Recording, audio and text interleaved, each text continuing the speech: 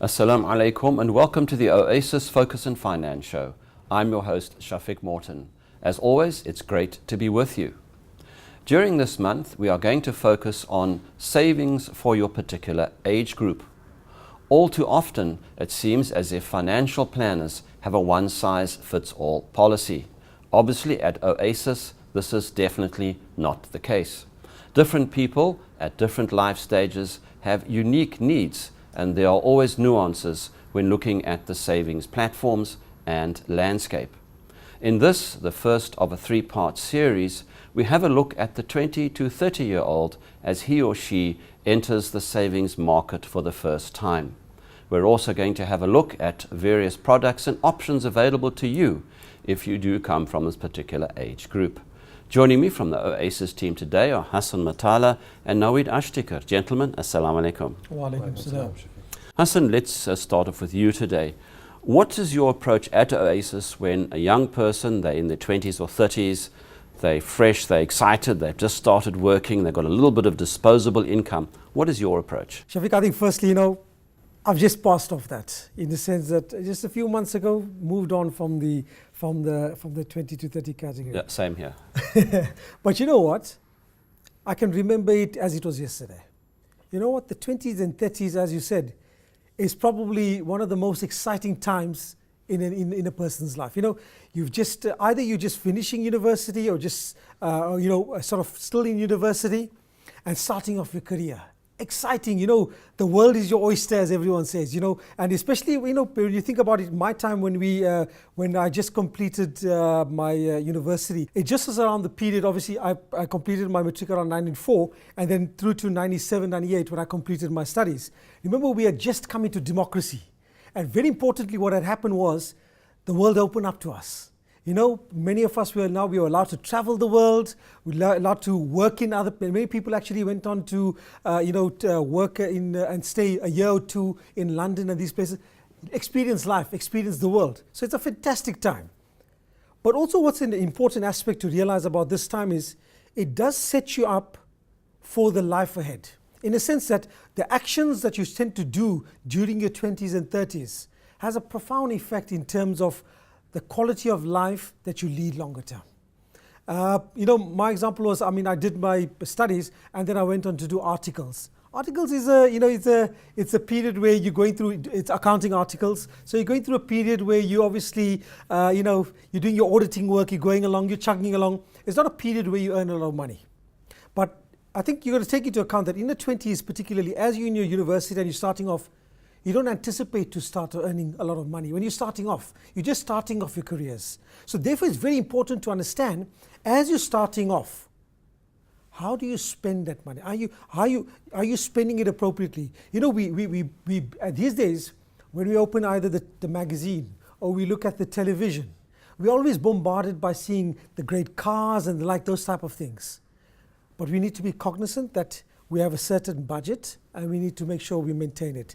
Now, when you're in your 20s in particular, as you said, you do have, you just come out of university, there's a certain key sort of expenses that you're going to be wary of. Now, many people, fortunately, alhamdulillah for myself, my parents paid for my education. But there are many, many people out there that don't have that opportunity or don't have that privilege. So they end up taking out student loans and the like. So as you've just finished our university, unfortunately, many of those students, when they're starting off in their careers, they've actually got to worry first and foremost, starting paying off that student loan, which is in many cases, it ends up being, it's a significant cost and significant repayment that they have to attend to. So that's one issue, and they have to obviously try and address that as quickly as possible. Because you do not, many people taking loans, and the financing cost that adds up, it ends up being that you paying it and repaying it, it takes a long time to pay it out. So if you have those loans, you have to repay it as quickly as possible. Then secondly, as you're starting off, there are certain key expenses that you need to address. Now, when you're young, starting out your career, one of the important things is to be upwardly mobile. That means, in most cases, particularly in South Africa, you will require some form of transportation, and many people obviously try and get a small car. Again, that's an expense that you need to take cognizance of over a period of time. The other issues is obviously housing and the like, but fortunately, I think in South Africa and especially in our communities as well, you do find that as early on, many of the kids will still stay at home with the parents, which is a good thing. Yes, you know, we like our independence, but as you see, if you're still single and you're still starting off, whatever, staying at home helps you actually to save as well. And you see it in many developed worlds as well. You know, in Asian countries and the like, that culture as well, as they're still starting off and they're single, staying at home, because you know what, you actually end up saving still. Because that monthly expense towards a rental, or if you're taking out, buying a flat and paying towards a mortgage, early on, it's as you're saving and building up some capital, it helps you a long way also sometime to basically pay towards a deposit or pay towards that first house of yours. And then after that, obviously, you move on and the like. So I think those are some of the key points to highlight when you're starting, particularly in the 20s. And then as you're getting into your 30s, obviously, there's other issues which we'll probably chat a bit more later in the program. Now, Naweed, obviously in South Africa and the rest of the world, we become a consumer culture. When we're young, when we're starting out, we get attracted to the shiny things, don't we? New cars, maybe even a new house, all these sorts of things. What sort of advice do you give to young people when they've just started out and the first salary checks start coming in? Shafiq, you know what? Let's be honest here. It's always great to have nice things, right? Now, probably one of the most important pieces of financial advice, and probably the most underrated piece of financial advice that you can give to people when they're starting out, is you need to live within your means. That means not spending more money than you are earning. At Oasis, we always have this philosophy where you need to service your needs, which is your basic, your utilities, your food, education, before servicing your wants. So that means putting off perhaps, you know, the luxury car, the best house in the best suburb in town, all of these sort of things. And if we touch back onto what Hassan said, I mean, I remember once I finished university and started working. Now you must remember, you're a student on a shoestring budget. And all of a sudden you come and you're earning some money, and at that stage that money seems like it's you know, this huge pot of endless money that you're getting. But you know, if you're staying at home, like he's mentioned, what are your expenses? You maybe have medical aid, you've got some petrol, so you can really save and put a lot of money towards saving. And that comes into the next a point that I want to make, is that if you have the right attitude towards investing for the long term, you will benefit out of the compounded effect of the growth within the funds. And that's one of the key points that we say, is that you need to stay invested for the long term. And the clients that stay invested for the long term, they ride out that short-term volatilities. And it actually gives you that opportunity in a couple of years to be able to go out and purchase those wants that we want, like the car. I mean, I remember when I'd left university and I had an old Toyota Taz. And you know, when I started working, I kept the car because it was paid up. I didn't have that sort of bill, and I could put that money towards savings, and a couple of years later put it down towards a deposit on a house. Now, I remember a lot of my friends, the moment they started working, they needed, I think at the time it was a Golf 5 GTI. And if you look at the insurance and the petrol and the installment that they were paying, it was taking up most of the free cash. So, you know what, you couldn't go out on the weekend, but at least you had a GTI. So, you know, that's the sort of mentality that we're faced with. And you know, if we can correct that and get into the attitude of saving, and saving from a young age, it's something that becomes you know, part of you, that if you don't sort of start saving, it starts worrying you. No, we just to tag onto that, obviously the next stage is when a person gets married, have children, you have to have a roof over your head. All those things start to come into play.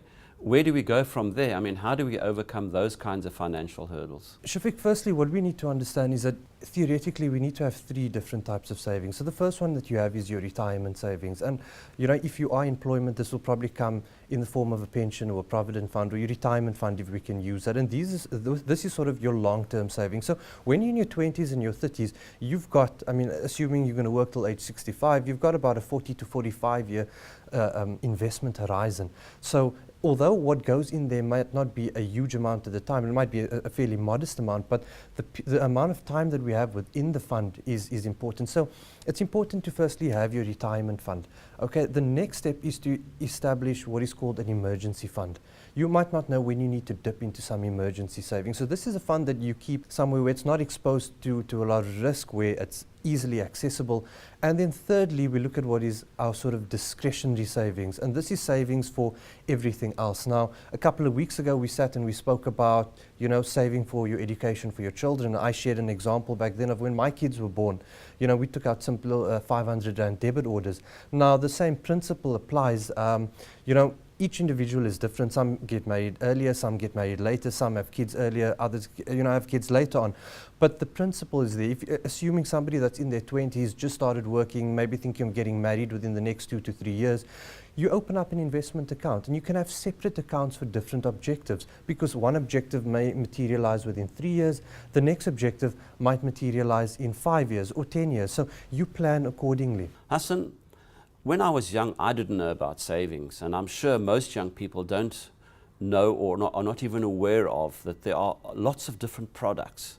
Tell us more about this, especially if a person is young. We're fortunate enough that in the last, at least in South Africa, we've actually got a very, very modern financial system.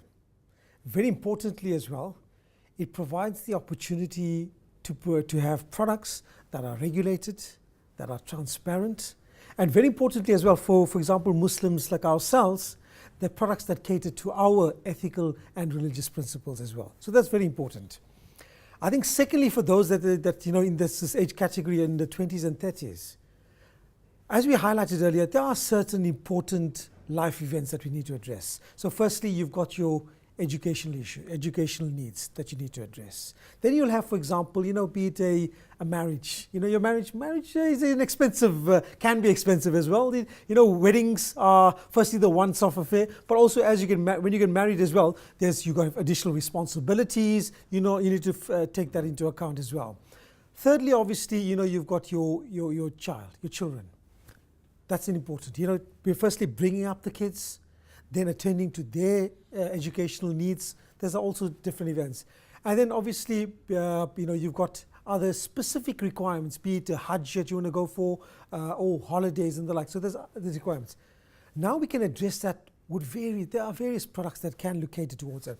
I think if we look particularly for things such as education, for things such as Hajj, there's actually fantastic endowment products that caters for that. Now, what are endowment? Endowment products, we have them set out where you have 5, 10, 15-year type of lifespans, where it gives you an opportunity to say, okay, either you're putting in a lump sum, or you're putting a monthly type of premium into this endowment product. What's important is that okay, you've got a specific thing, you've set up this endowment fund, you said, okay, this endowment fund is for my Hajj. And then, you've already, in your mind, you made it up, you've allocated that towards it, and you're contributing towards that. It's fantastic, because then you're not going to dip into that and say, oh, I needed to use it for this, or use it. You're specifically stating, I'm using it towards my Hajj. Your intention was there, and you place it. It's good, because you've got now a specific pool set up for that requirement. Similarly, you can do the same for your children's education. You can do similarly for your wedding requirement, whatever it may be. So the endowment products are good for addressing those type of specific requirements and addresses that as well.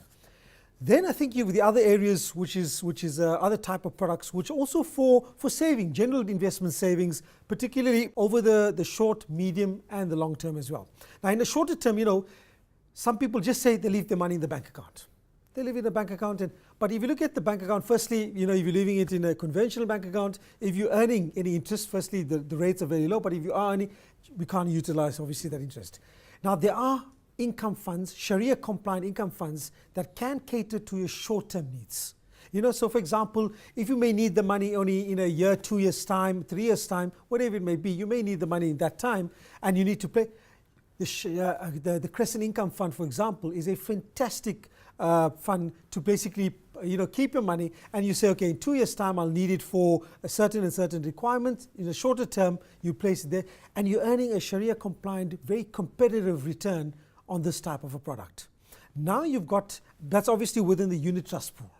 But also within the unit trust pool, you've got fantastic balance funds that are catering to your medium to long-term requirements. So, you've got your endowment as I highlighted for your specific needs, but then just your general savings. you can obviously put towards that where you're saving, you're just building up your wealth and you're saving towards that. Your general unit trust, and particularly I think the balance funds in particular within the unit trust pool is actually a fantastic way to save towards that requirement. Now, Hassan, when we're young, we live in the moment, and you've described all sorts of needs that as young people we would need to cater for: education, housing, cars, etc., which are necessities.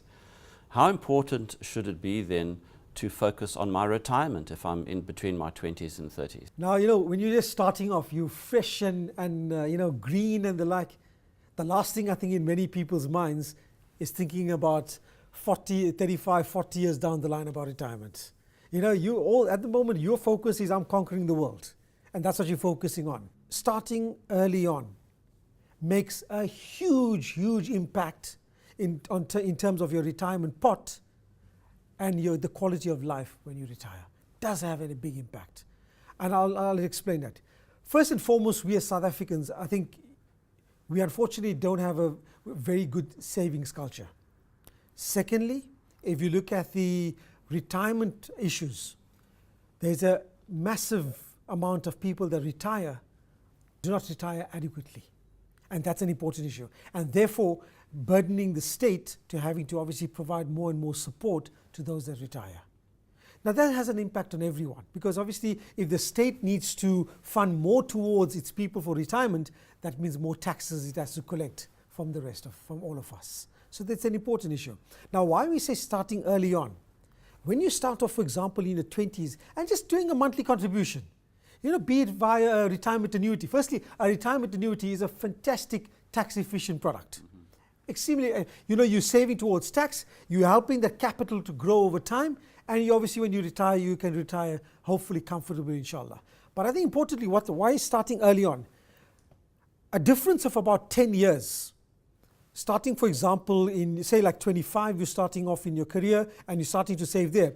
A difference from 25 to 35, if you're starting from 35, has a massive impact in terms of your pool of money when you retire in 60. So Shafiq, I think, one of the key things why starting off early on is because of, they call it the eighth wonder of the world, the impact of compounding. Compounding has a phenomenal impact in terms of your savings pool at the end of your working life. That gap of between 25 and 35, for example, that 10 years can have an impact of, more than probably doubling your money in terms of what you would have saved at the end of 60 years. It does have such a meaningful impact. And all it means is contributing a little bit towards your monthly. Or, for example, the retirement annuities are a fantastic pool towards savings. They're very tax efficient. So you basically we're allowed to a certain amount on an annual basis to put towards your retirement annuity. Contribute towards it. Where it's tax efficient, obviously speak to your advisor, understand in terms of what you can contribute, how much you can contribute, but contributing towards that, you can see the tax efficiency and the benefit of that in terms of the compounding effect and the returns that you'll generate will have a very, very meaningful impact in terms of when you retire, the quality of life that you live. So, the viewers out there, listeners out there, those that are in their 20s and 30s, I think importantly they need to know, very importantly, is that start early on. Start early on towards retirement. Don't say, I've got, it's still 30 years down or 40 years down the line. Start now. It's never, never too early. And this is the time. Now, obviously, if one hears this for the first time, it could be overwhelming, all the things that we're talking about, as important as they are. And talking about important, how important is a financial advisor in all of this? Shafiq, I'm going to try and answer that in two parts, right? Firstly, when you're ill, you seek the counsel of a doctor. If you have legal issues, you go to a lawyer. So when investing for the first time, you need to get in touch with a registered, qualified financial advisor, and this can actually take a massive weight off your shoulders.